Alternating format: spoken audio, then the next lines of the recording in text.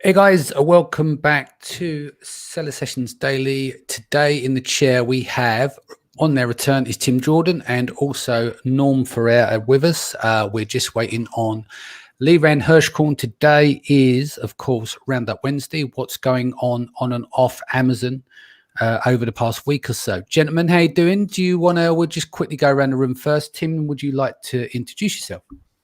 I never know what to say when someone says introduce yourself. My name's Tim. I like long walks on the beach and beautiful sunsets. Excellent. And Norm, do you like long walks on the beach and beautiful sunsets as well? I like taking them with Tim. You like to go together. That's nice. That is very, very nice. I'm trying to do two things at once, but being a guy, that's a real struggle from time to time. We've got messages come in. Owen Burrows, hey guys, Wednesday already. Yeah, I know, I'm losing fucking day of the week. I have to write it down just to kind of work out where we are. Andrew, hi all as well. Hope you guys are well. We're just letting people coming into the room now. Let's have a look who is on the call. Give him some shout outs. Quisine's back. How you doing, Oxy? Hope you're well. Good to chat this morning. Ben Valence, of course, is here as well. Just let a few more to come on board. So in all seriousness, although you like to go hand in hand walking down the beach, for that, Ricky, welcome. Herb's here as well. Quisine's here saying hello. Hello, Herb. How you doing? Little bit of background on yourself. Elchin's here. Who else is here? Good to see you, Norm Ferrer. Tulse, pronounce that for me. I always butcher people's name. Is that Tulseef? Is that right? Have I got it right? That's yeah, he's from UR Tasker. Okay. Martin's here. Afternoon, gentlemen. Good afternoon to you as well. Oh yeah, I've met Tulseef before. We were it was in Amsterdam at the PPC event put on by Augustus. We met there. All right. Okay, so should we get things underway? Patricia says hello from New Zealand. Patricia, what time is it there? It must be, I think you're 8 to 11 hours in front. Can't remember exactly. Let us know what time it is there. Saddam has joined us. Matt is joined us. Hope you're well, Matt. Ricky's joined us, as I said. Who else have we got here? Olli Rehn will be with us shortly, but let's get into it. So, Norm, what's going on in the world of Amazon this week? Blimey, Patricia, it's 3 a.m. there. You are dedicated. Thank you so much. Oh, jeez. So, Norm, before Patricia goes off to sleep, what does she need to know what's happening this week on Amazon? All right. Well, there's a bunch of little things that are happening. One major.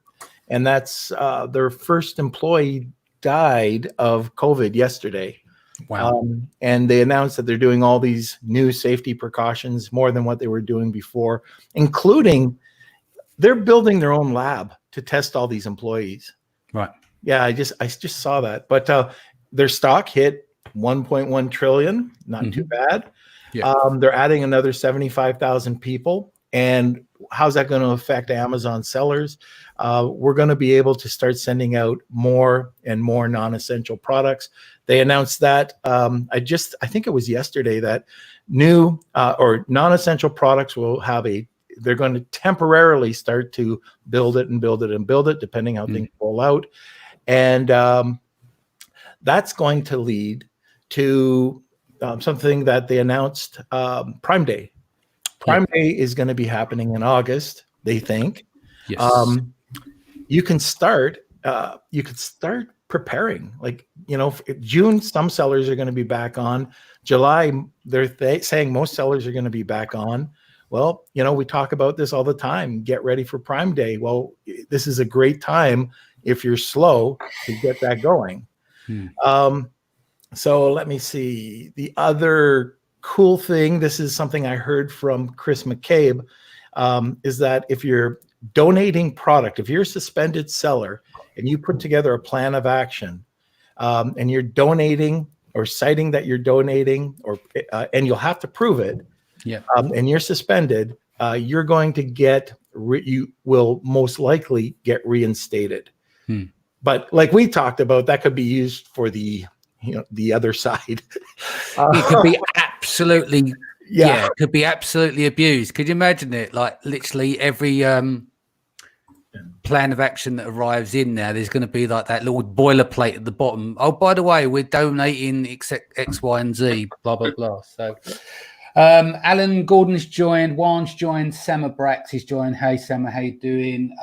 Mikhail is there, Luann, Gloria, and Tiff is back. How you doing, Tiff? Morning, everyone, for those over in New Zealand and Australia as well. Going over, Tim, top line, what's some of the stuff you're seeing? And then what we do is we'll go back round and we'll start to unpick this stuff as well. Yeah. Still, there's a lot of news that I think on surface level appears to be bad, but it's actually good. Like let's go all the way back to the biggest shakeup in Amazon in the past 6-8 weeks was when they stopped allowing products to be shipped in. The reason wasn't that they were sending all their employees home. At the time, they announced they were hiring 100,000 new warehouse workers, now another 75,000. The truth is e-commerce has boomed. Like they can't keep up with the demand. That's why they had to slow things up. Yeah. So the result is not necessarily, preferable for us, but long term, it shows that there's big boost. Yeah. Another bad headline that came out was that Amazon was asking affiliates to stop pumping traffic to Amazon. And it didn't happen. They kept pumping it. So yesterday, the day before, I think I saw some headlines where Amazon affiliate commissions were being tanked, going from 4% to 1% or 6% to 2%. And that's brutal if that's your income. But I talked to some insiders that said that they anticipate that to be temporary. What they're trying to do is de-incentivize affiliates to keep pumping traffic to Amazon because they cannot handle demand right now. Every Tom, Dick, and Harry sitting on their couch at home buying crap online. I was talking to Melissa Simonson last night before bed, chatting about something, and she said, "What are you doing?" I said, "Oh, I'm bored shopping on Amazon." She's like, "Isn't everybody in the world?" I'm like, that's what's happening. So just I'm kind of noticing this correlation this week of a lot of times what seems to be bad news is just a temporary negative result of overall good news. Yeah, makes sense. Let's take it back to Prime Day, because obviously that in the calendar, that's obviously that's normally midsummer. It's July. I think, what did they say about Prime Day was actually designed for that quarter. Amazon has to return to their investors, right? There was nothing going on. And then Prime Day become this thing because the summer, most of the time, is just shit, right? Because they're waiting for Q4. Q2 normally performs well. Supplements and dietary elements will do in Q1. So that Q3 is generally the worst quarter of the year. So they came up with Prime Day, which is obviously a big benefit to Amazon sellers. People plan their diary around that, Q4, and of course Black Friday and Cyber Monday. What do people need to do now to start preparing for Prime Day if they imagine, okay, this is going to be the new date, it's not going to be July, we're looking at August? What should people be doing? Start with you, Norm. Inventory. Yes. Yeah, I would definitely be looking at inventory, how you can get it in. You may want to consider like talking to a freight forwarder about split shipping. If your product's on the water, we don't know how fast Amazon's going to bring things in. I'm sure it's going to be pretty much back to normal by then. Yeah, I would think. But just in case, be prepared to ship. Get your shipping costs down.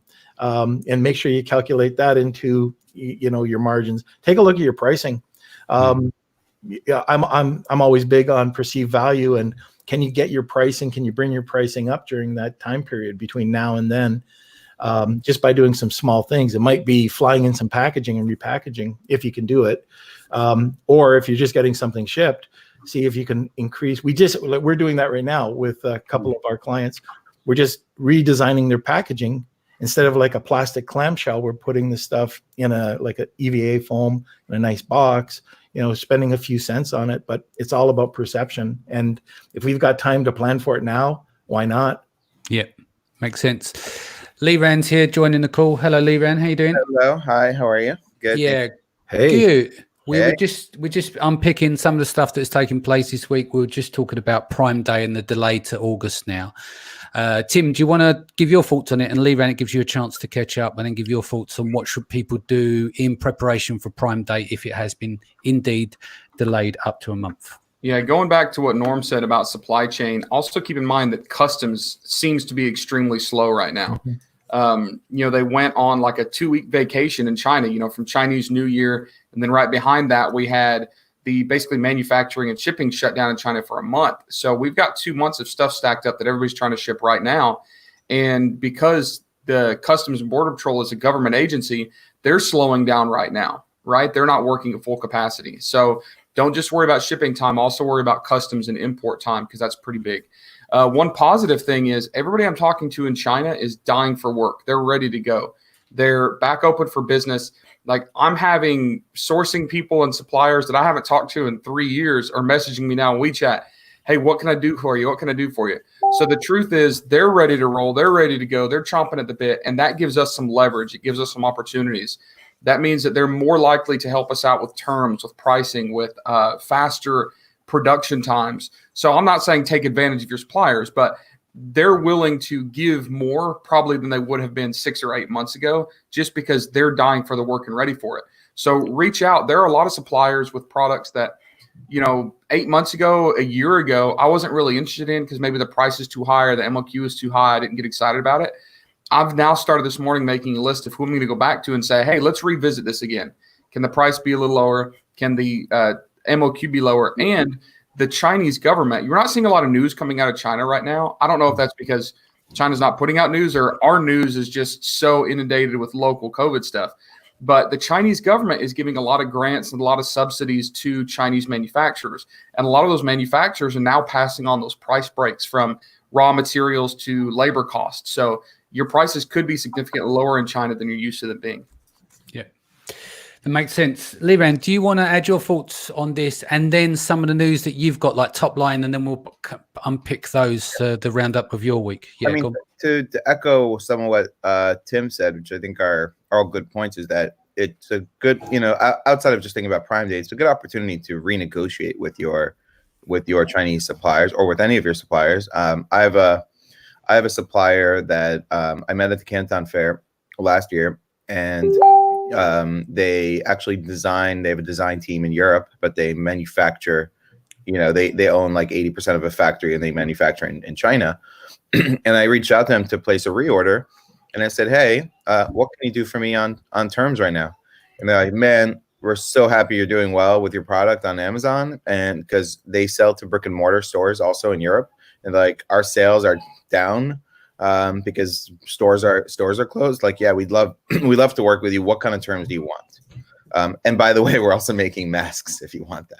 I feel like every so you didn't negotiate. They just ask you gloves and gowns. Yeah, so his words were, he asked you, what terms do you want? Did you go in? What terms did you want? Did you go in for the kill or what? Was it like 60 days after landing or what? Danny, of course I'm going in for the kill. I'm going to ask for here, and if I get here, that's okay, right? That's like Shoot for the stars, land on the moon, isn't it? Yeah, and it's actually like Friday, and I've been thinking, I haven't sent them the email back, but the email back I'm going to send is exactly, I pay 30% deposit now, and I want to pay the rest 90 days after the goods arrive.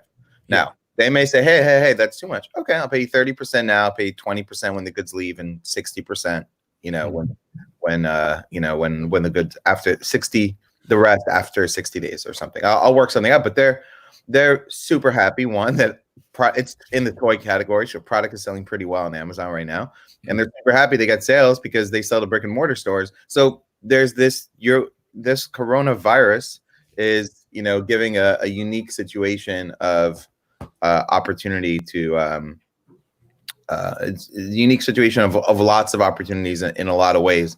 One of which is, there's so much you can blame on the coronavirus, right? You could say you can use it in the opposite way. Like, my product's not selling well, but I don't have cash flow, but Q4 is coming in. I need to set up inventory. Will you, my supplier, work together with me to buy the inventory need? Or my competitors are going out of stock. This is time to take advantage. I normally place 5,000 units. Let's do 10,000 now. Will you work with me to do this together? And I think that approach could be really good right now to try to get terms from a supplier. So could you see, obviously we're seeing a lot of behavioral changes. People have been at home, certain product sales are going up. Do you think we're going to see this is a new wave in China now where they're going to be more relaxed on payment terms, where it's always like unless you're a factory selling on Amazon or selling on these different marketplaces, they like their cash up front, right? They like it in there because the margins are tight. But now it seems like they're almost like a bank, you know? I think two things. Yeah.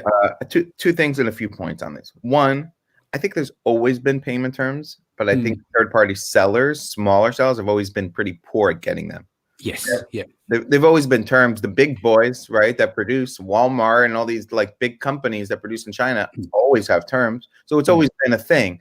But it's almost like the Chinese suppliers always had kind of the upper hand on the American seller and then just said no. And sellers have accepted it and not negotiated well, not had that skill set and not been aggressive enough, right? Because you feel like I'm too small, blah, blah, blah. So that's one. Two, I think, yes, there's opportunity for that. I think also there's some more risk now for the U.S. Buyer that's buying from China because, again, I heard a sourcing company. I did a webinar. I was supposed to speak in Israel in April 6th, and instead it turned into a virtual webinar.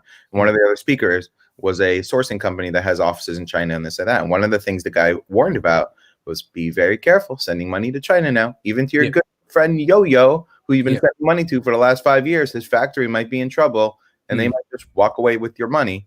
So at the same time, you got to be careful sending the full amount right now. And if you can do things through trade assurance or some escrow or that, you might want to consider doing that. Again, you know, depending on your some factories are busier now and doing more business than ever. Others might not be. But just realize the other side of this is that you may not want to send all the money up front to China right now because their economy is hurting also. Yeah. And small factories might go out. Yeah, exactly. And this is where like using trade assurance and stuff like that or some sort of escrow may be something that you want to implement. But the problem you got is it does break that trust. If you've got a good relationship and then you have to say to them, guys, look, I know we've been friends for 5 years and I went to your wedding and we've at the same restaurant together, etc. But I need to put escrow in place. That can sometimes cause a problem. So instead go for terms, which is almost the same thing, right? Yeah.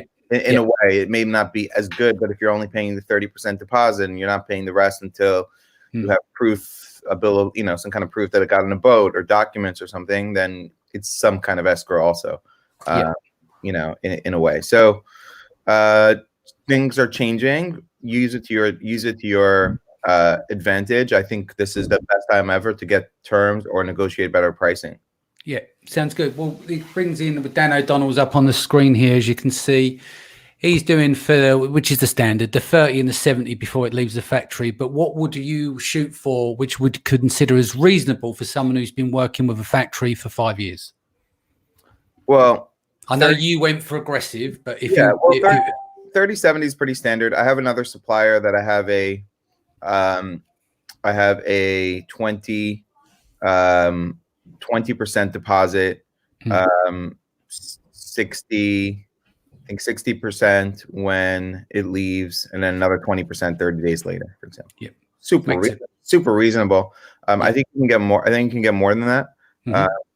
I have another supplier that I have very flexible terms with 30% deposit, and like I just start paying him 90 days after, like every 2 weeks from my Amazon payouts, and like they're good. Yeah. They're a big factory, they can afford it, and they probably already covered their raw material costs, and they're good. So I think you need to start the conversation. Yeah.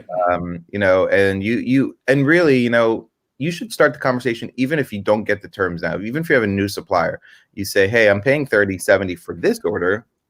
This order of $10,000. My next order might be $25,000. What do you think? What do you think we can do, assuming this is successful and my customers like the quality? What do you think we can do? What will be on the second order? Get it before you commit to the first order, so you have the leverage in the relationship in holding the carrot on the first order, and what will they do for you on the second order? And then we've all probably heard these strategies of use good cop, bad cop. Like, hey, I'm the president of the company, but my board of directors, right now they're only doing things with terms, and they kind of changed the rules on me, and I really need you to work with me because they're not really allowing me to buy. My head buyer or is not allowing me to buy unless we can work out some kind of better terms. And now they're not negotiating with you anymore, and they can't. And it's not about your relationship. The fact that you went out drinking in China, well, you're not the only one that makes decisions in the company. You got a board of directors. So you can use that's a very good way to get out of that, like, you being the one making all the decisions. Yeah. Tim, bring you in here. What's your take? What other things can people do to stretch terms with their factory? And the same question to follow up with Norm as well. Yeah, and kind of like the good cop, bad cop thing. I think that you can leverage current events. Tell them, and most of the time this is true. Tell your factories, hey, things are tough, but the opportunity is awesome. Like, I was out of inventory for 2 months, or I couldn't ship stuff in. Like, I'm a little bit cash poor right now, but here's some statistics showing e-commerce selling is going up. Like, get them excited about the opportunity, but help them realize that things are tough here too. And the truth is, a lot of them know that. Most of the Chinese suppliers and factory workers, stuff that I have a relationship are checking on us constantly, because they see the headlines too. Hey, how are you? Hope your family's safe. Hope everything's good. Hope you're not going crazy in quarantine. So I reached out to a supplier, I don't know, a few days ago, and basically that's what I said is like, look, I've got a lot of product opportunities right now. I don't have enough cash to do all of it. And tell them, say, hey, a lot of the lending opportunities are gone. I used to use the Alibaba Pay Later. It was a cabbage thing subsidized through Alibaba, through Alipay. Great terms. And they shut it all down. I had like a $250,000 line of credit, and 2 weeks ago it disappeared. Now, there are other options like sellers funding and some people like that, but I use that to my advantage. Say, hey, you noticed that I used to pay you through this Alipay Pay Later, and it's not available anymore. What can you do to help me out? And a lot of what I'm seeing is where they're very upfront and honest. At least 2 suppliers, past couple weeks, have said, look, if you'll cover our material cost, we'll stretch you out on the rest. So what I've done is like 30% upfront, another 30% when it lands in the US, and then the other 40% like 60 days later. And it's really, really great terms, and it's awesome. So I think that they understand that times are tough, and we're all just kind of in this together. And I don't think that it's wrong to ask them, like, hey, are you in a position where you can offer terms? Are you financially stable enough where you can help me out? Because sometimes they just won't tell you.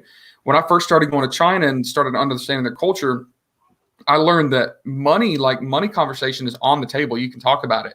Like, sometimes for those of you guys in China, they'll ask you like, well, how much money do you make? How much is your home worth? And they're not being nosy. Like, that's just normal conversation. Like, this is how much is your home worth? Yeah. Like, by the way, Tim, it's a very un-American thing to talk about that, but across the world, like Israel, for example, people ask each other the same kind of questions. Like, in the West, I think, or in America, it's very taboo. But so it's okay to ask them, hey, do you have enough cash with your company where you can support me in terms? Because there's no use, beating a dead horse. If they say, look, we're struggling too, like, trust them on that, right? Because you don't just want to beat them up, because ultimately things change back and forth according to who has the most leverage. But the truth is, we need each other. I have felt for the past 2 or 3 years, honestly, that we needed our suppliers more than they needed us.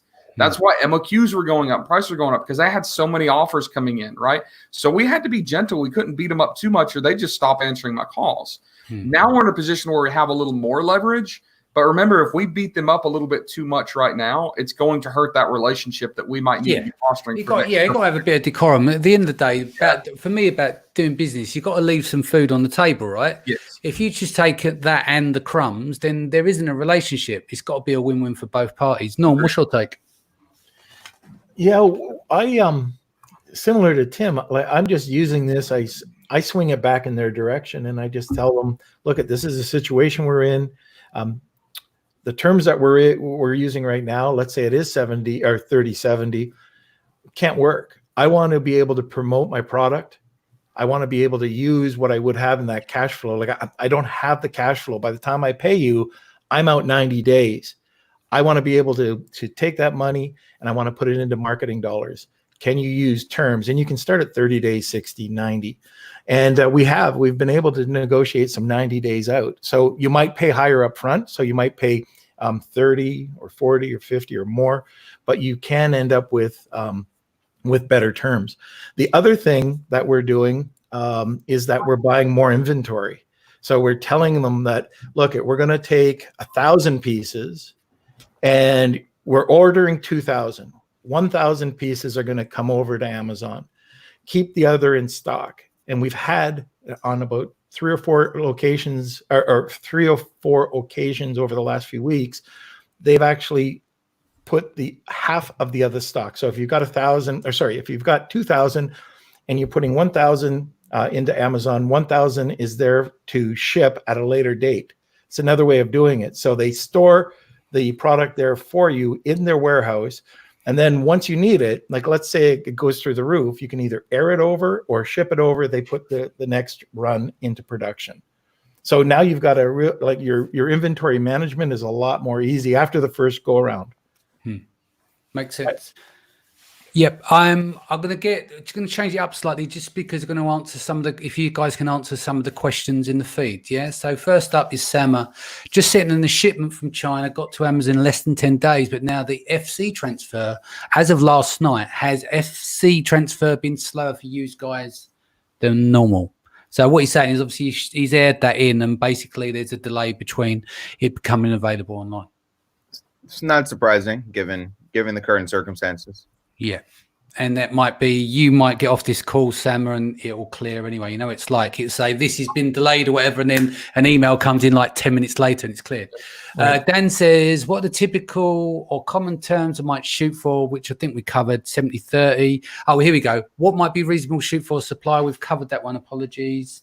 Then we've got here, oh yeah, what's your suggestion about variation versus separate listing? Some of my competitors selling the same product size variation separately rather than a variation. Some say it's better to list the color size variation separately because you'll get more impressions. Olli Rehn. Well, this question has only been asked since the day Amazon started. Yeah, it's a common question. Yeah, classic question of more real estate versus more congregated reviews and traffic. I think the answer is it really depends on the listing and product. Yeah. If I sell a Yeti thing like this and I have it in 5 colors, to me that makes more sense to have it on one listing with the 5 colors. Sometimes people try to stuff things into variations that really shouldn't be there. I like the idea of taking advantage. If you have one thing that ranks really well and you can aggregate the reviews and the variations make sense, I like the customer having some choice to buy. But I'll give you an example. Met a guy last week. He sells. This is not a secret, or I'm not revealing anything here. He sells 5D diamond painting kits. Okay, I don't know if you know what these are. It's similar to like paint by numbers, but it's paint by these little color crafts. Okay, you take these little balls and you put them on things and you make different designs. And he had one listing and it had 15 different designs, an owl and a unicorn and And I told him he should separate it out because he's not taking full advantage of the titles and the SEO opportunity of getting traffic. And then if only one of them ranks, somebody only sees the owl ranking, but they don't see any of the other designs, right? Unless they click in. In that case, to me, it's a no-brainer that they should be separate. If you were selling one owl in a 12 by 12 and a 24 by 12 at different sizes, that would make sense to me as one. So I think you really need to think about it from the human psychology, customer behavior standpoint. What makes most sense? Is it something that makes sense where a customer would have choices, or or from an SEO keyword perspective and real estate perspective, does it make sense to be separated out? Yeah. I feel like the answer is if it's related with keywords or if it uses different keywords. So like the Yeti cup, like you said, Laurent, it's still a Yeti cup, but a different size, a different color, or even a multi-pack, the keywords stay the same. But that bead thing, people are looking at the cat version or the unicorn version or the panda version. So if the keywords change, separate them. If it's size, bundle, color, keep them the same. Cool. I have a product here now, but can't send it into FBA because Amazon are not taking the category at the moment. Do you recommend switching to FBM until they open back up the category and then change it back to FBA? Well, I think right now, by the time you try and do that, it's going to probably clear through. But that's the risk that you take, isn't it? Yeah. Yeah. I would say, first of all, when is the last time you checked? Because literally every day now, Amazon is opening more products to be able to get sent in. So check again and make sure. And if it's just sitting and you can turn on FBM until it gets sent in, I see no downside in turning on FBM. And again, also depending on what are you out of stock on FBA? Is it just shipping late? Like, what's the situation there? But if you have a 3PL or your own warehouse and you could ship out and turn on FBM, turn it on. The customers are not, Amazon in the last month has changed. I ordered knives that were supposed to come at the end of April. They already came, but I'm willing now my behavior as a customer and expectations have changed given the situation. I'm willing to order something and say, okay, I know it's not coming for 2 weeks, so screw it. So you are on lockdown and you ordered knives. Is there anything we should read into that? We're actually cooking at home. Yeah, that's true. But yeah, so I think the customer expectation has changed. So I would turn on FBM. I'm sure, again, I don't have the data, but I'm 1,000% sure more customers today are willing to use FBA versus just Prime as opposed to, 2 months ago. Yeah. Yep. Hey, Dan.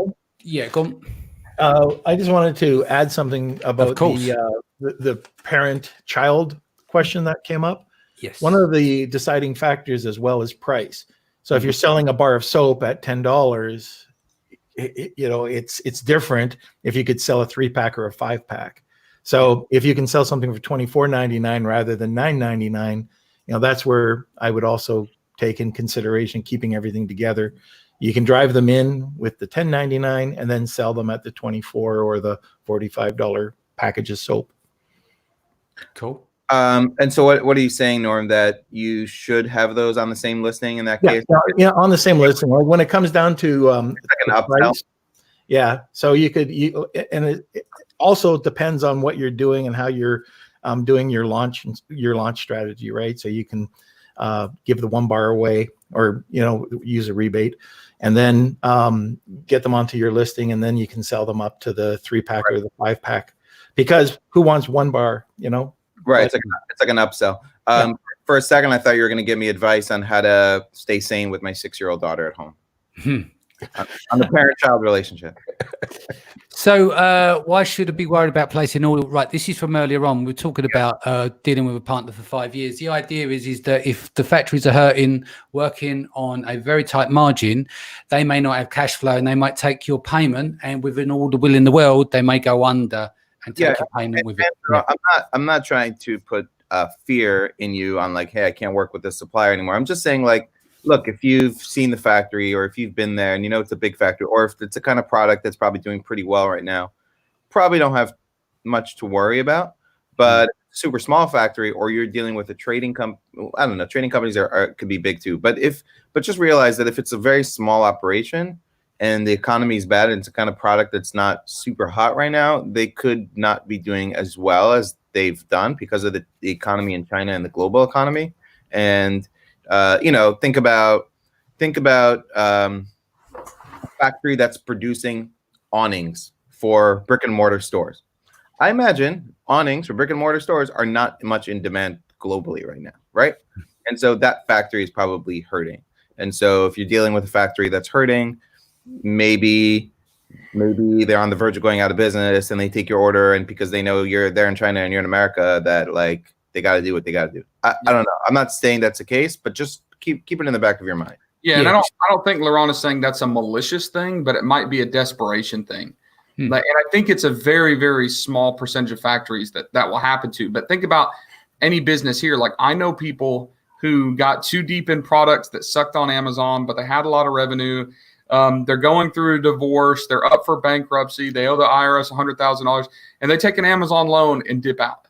Like, they know it's not the right thing to do, but they're literally on their knees, like in desperation, don't know what else to do. So I think it's extremely, extremely rare. But also remember that a lot of times you're not talking to the owner of the factory.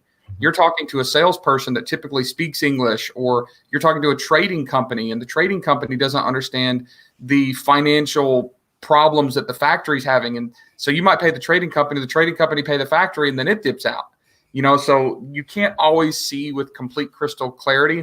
We just have to understand that right now there are a lot of factories, a lot of companies, a lot of people, I guess, globally that are beginning to get in some desperate financial times. So just keep an eye out. I would say don't expect it to happen, but keep an eye out for red flags. Would that be a fair assessment, Laurent? Like if something smells a little bit weird, like they've always acted a certain way after 5 years and now they're doing things a little bit differently, like asking for 80% up front or something like that, like I would start to question a little bit, you know. This guy that spoke, it's a company based in Israel that has people on the ground in China and sourcing and all that.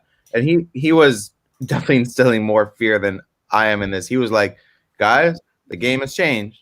Like, China's economy is not good right now. Be very careful. So again, I don't know that that's to that extent, but this was somebody who, I think has more firsthand experience at what's going on within China right now. So I'm just relaying that, and use your best judgment, and if you can get terms, or if you only make a deposit and you don't send the other money until you see some document that the item shipped, or talk to your freight forwarder that they've arranged something, you're going to be in a better position, and maybe you won't lose money or as much as a result. Yep. Cool. Ben Valence said, which is quite interesting, going back to keywords, some categories force the title down from the parent, and this can mean variations may not work when you need different keywords in child listings. Can be a massive pain in the butt. And the reason why that is, if you think about it from an Amazon standpoint, is because Amazon does expect those variations to be the same across the board, right? You talk about like the clothing category, for example, right?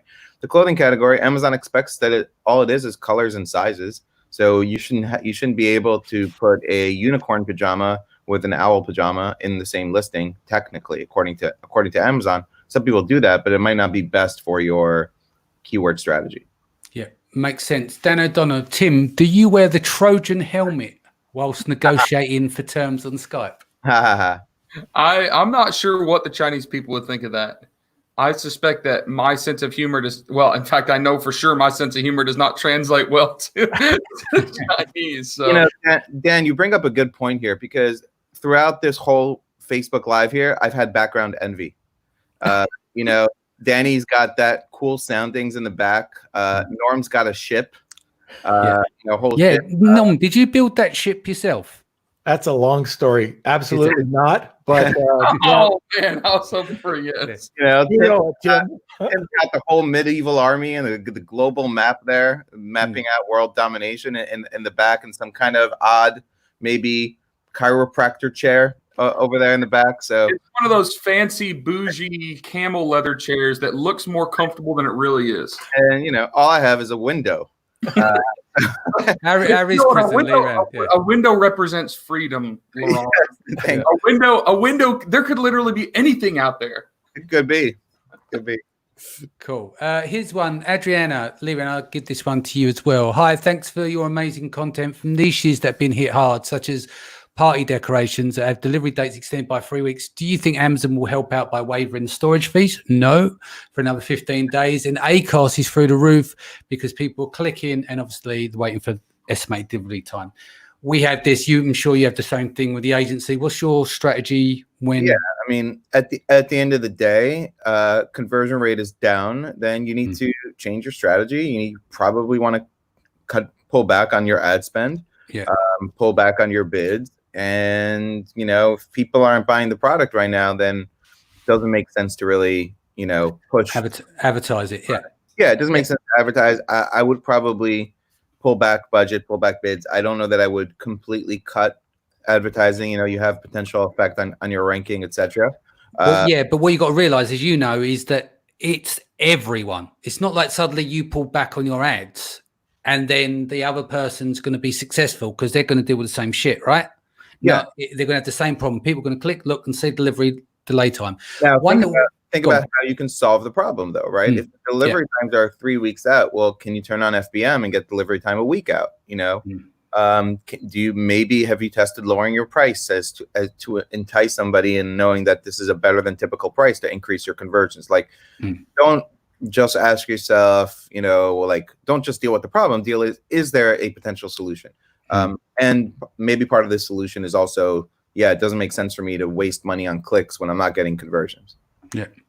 Totally. The other thing to be aware of as well, we noticed this the other day, that some people were, and I think this is based on facility center, depends on where you are geographically in IP. It may say that it's 3 weeks to delivery time, but then it might say 3 days shipping or 7 days.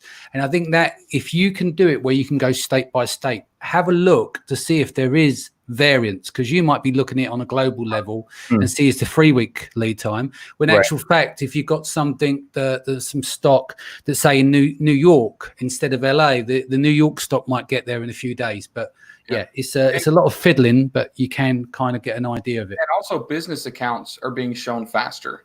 So if you log in on a business account, like my business has a business account and my personal one, and it shows different times. Business accounts much faster. And this is important because there's a lot of people that freaked out initially when the delivery time was 30 days.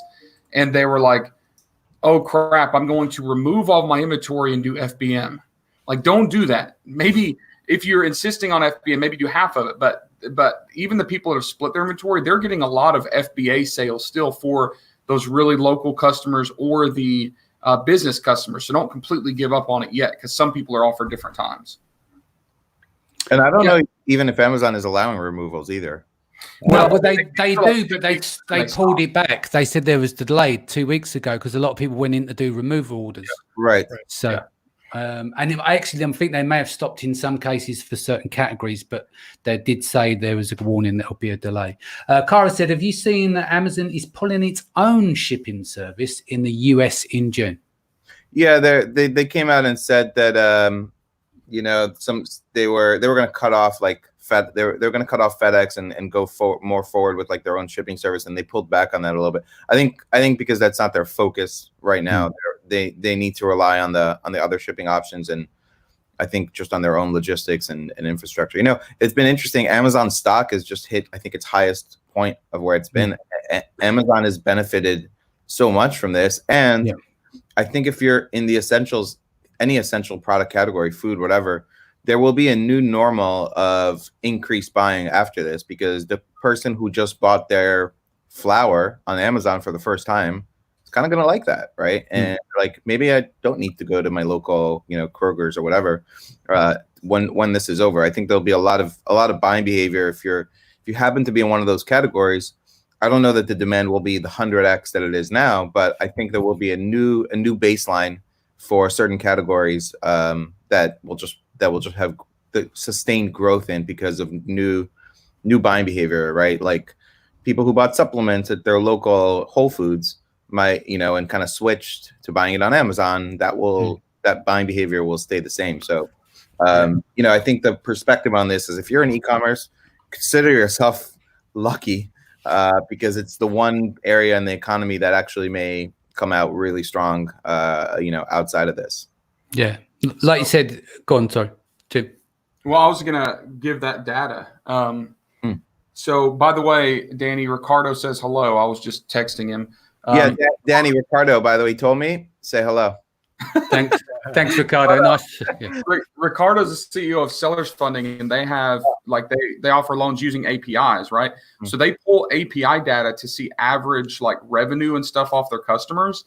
And he sent me a message yesterday it was a graph showing that all of their customers that do 50,000 or more a month, so we're not talking about brand new customers, on an average across all platforms, Amazon, eBay, and Shopify, they're up 63% this Q1 over last year's Q1. Okay, so think about that. Think about all the people that actually can't send inventory in and their sales are less.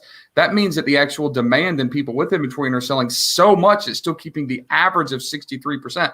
So when it seems like doom and gloom and the sky is falling and all this stuff, to Laurent's point, thank God we're not in the brick and mortar gift shop business.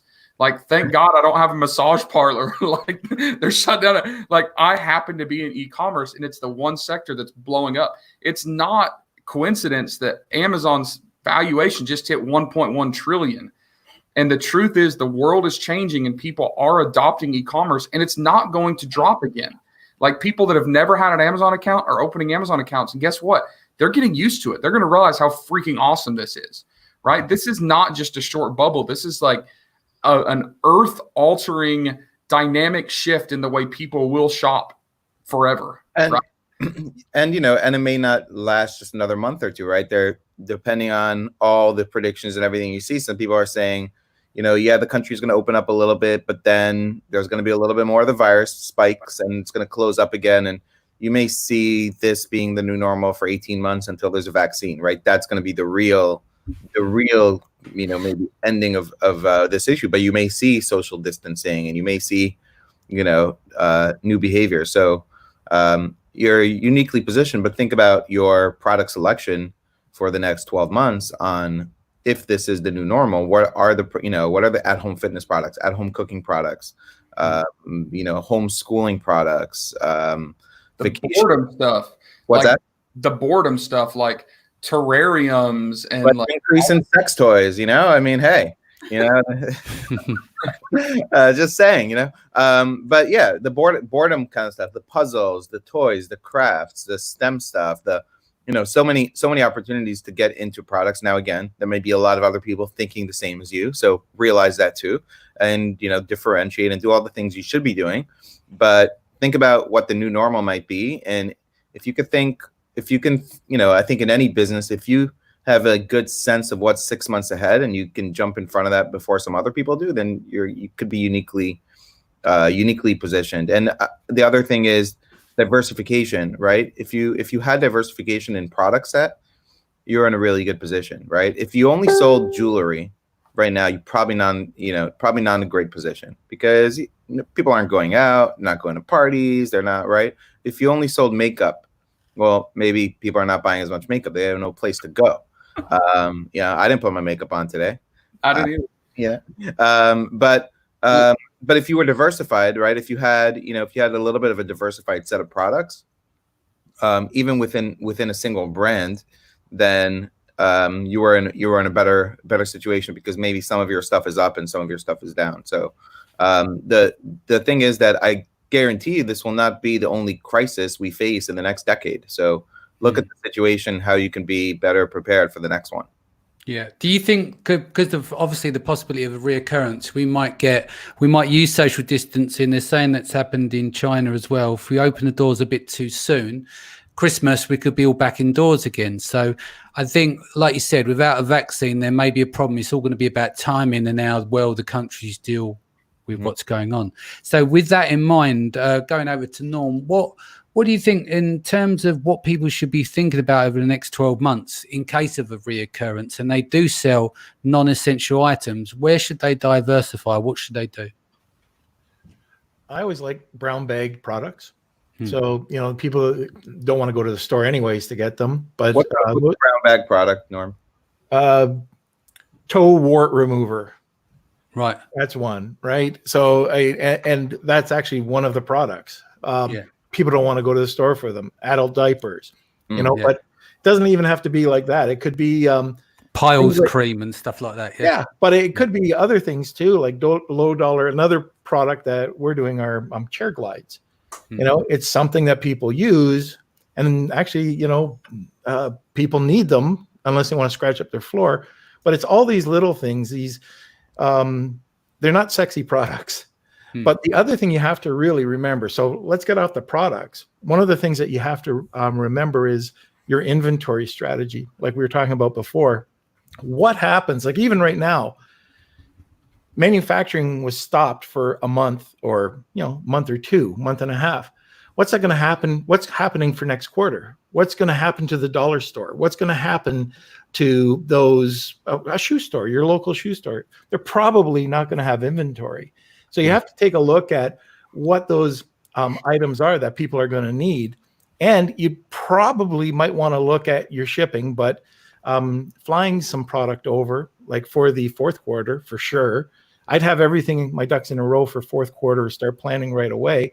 And then if it's 12 months out, I'd be prepared. I'd have some inventory in my warehouse, always now, always.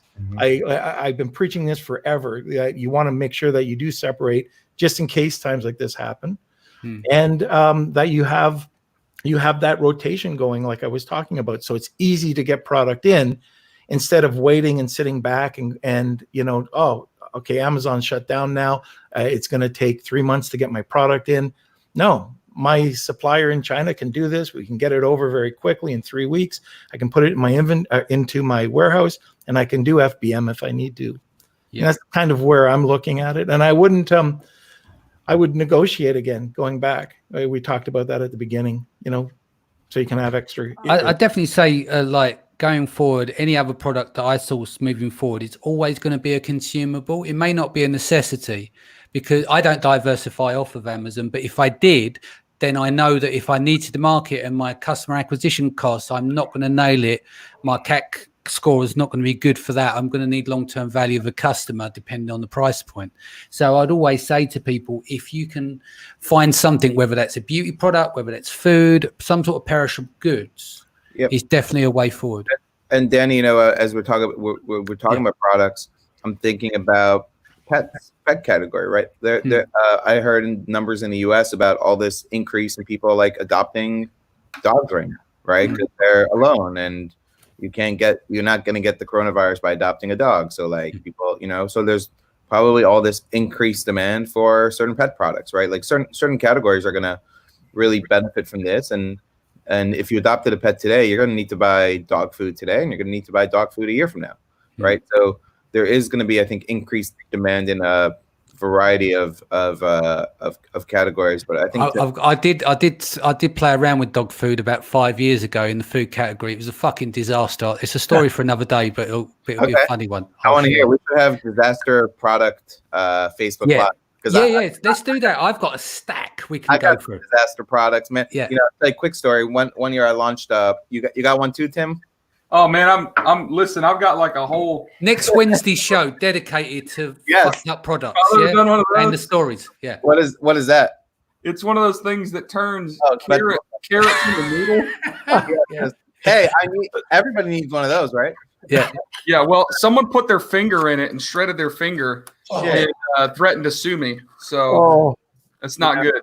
I launched a pool float one summer and did an inspection, but I didn't know that you needed to, in the inspection process, you really needed to let them sit for 24 hours and then come back, blow them up and then come back.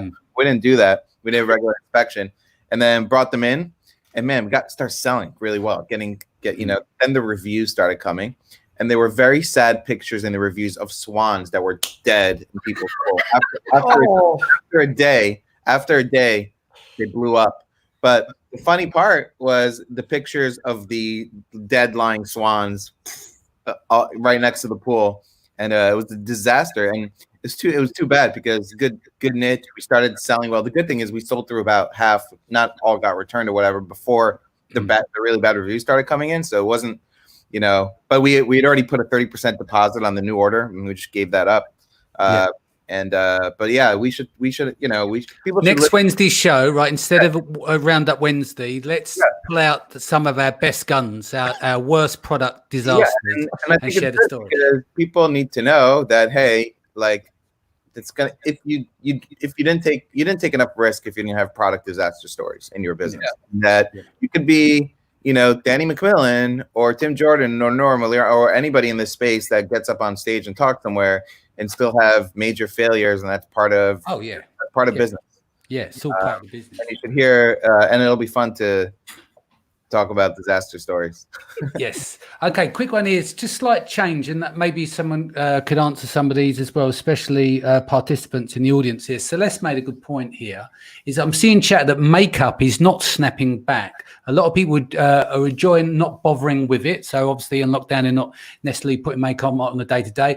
And ones like lipstick, under masks, that is not happening, of course, because people wearing masks. Some women are dumping their whole makeup case because they see it as germy and old and risky. Because of short-term issue.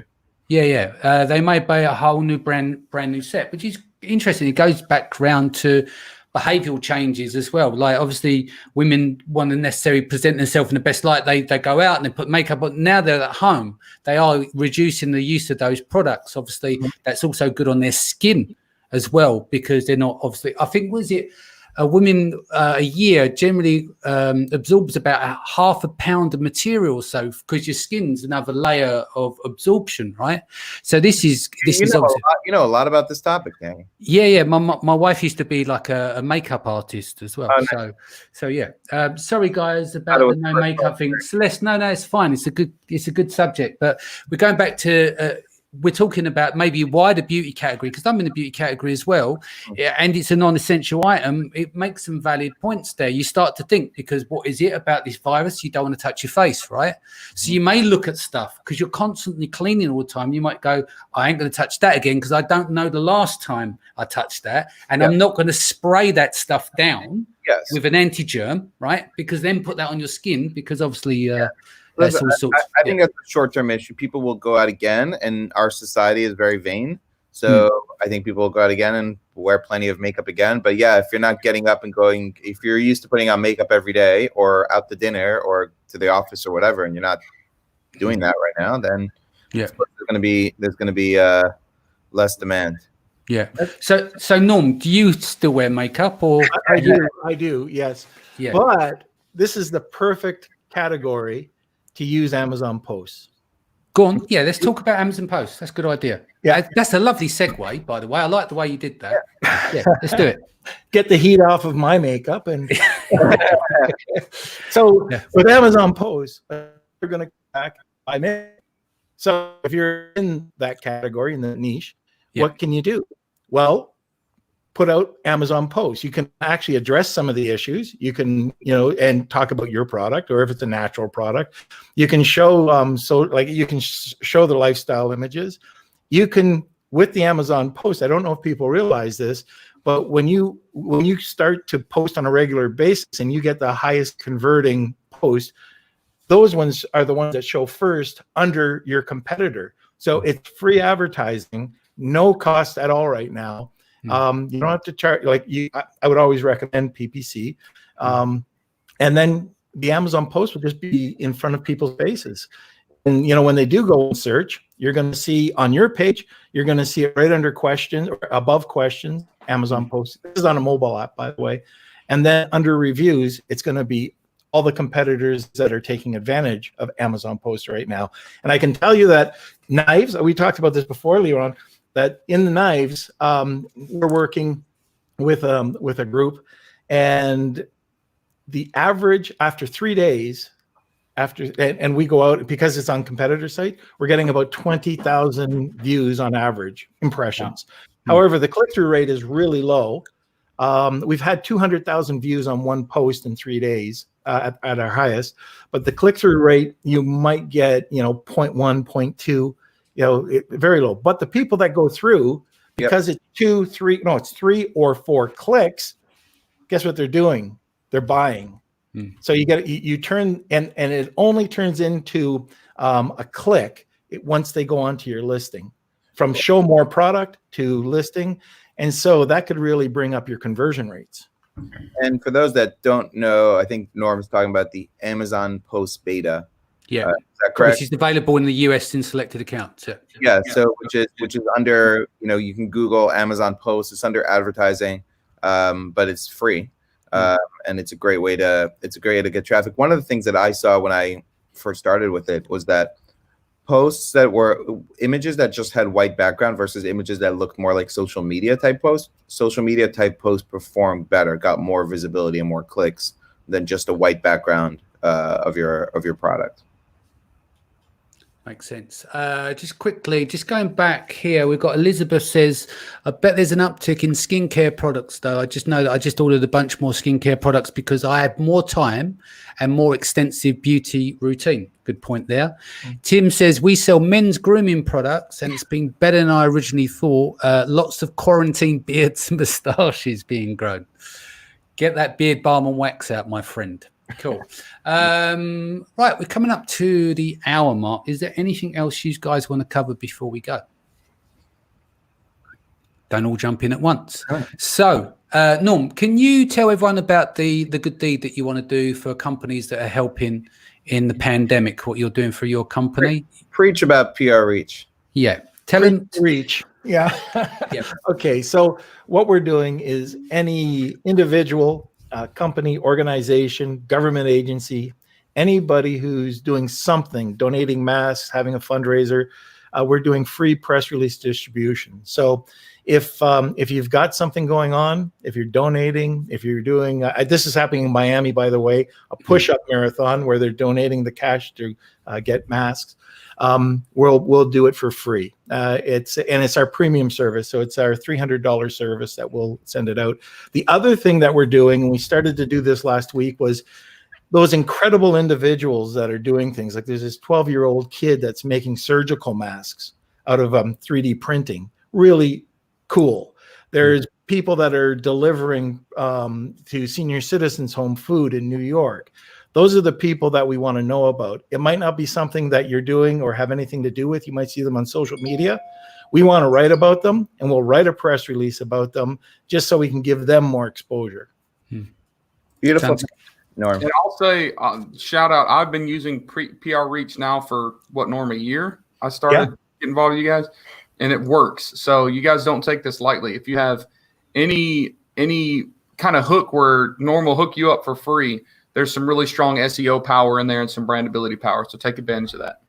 Olli Rehn, do you want to let them know about your mastermind group that you've been doing with Mr. Moran? There will be more information coming soon. I know that's cryptic, but some things are changing. So I'll leave it at that. But follow me on my Facebook wall for my best content or up to date content about what I'm posting in the Amazon world. All I request, Laurent, is next time you do a mastermind, can you at least partner with someone that has a little bit of notoriety? Yeah, I may go to Bill Gates next, or somebody a little bit less known. Yeah. And Tim, what about you? Apart from wearing shorts and shoes in your Helium 10 videos, what's going on with you? Oh man, all sorts of stuff. Just selling products, doing a little bit of coaching myself, and of course working as a strategist and a consultant with several companies in the industry. I'll tell you guys what. There's some crazy stuff going on in the industry. It's going to be an amazing year for e-commerce. A lot of the big industry, like services providers of stuff that we use every day, are doing some things that are mind blowing when it comes to making things accessible to us. Like we just saw Helium 10 launch portals, which is the first time that like a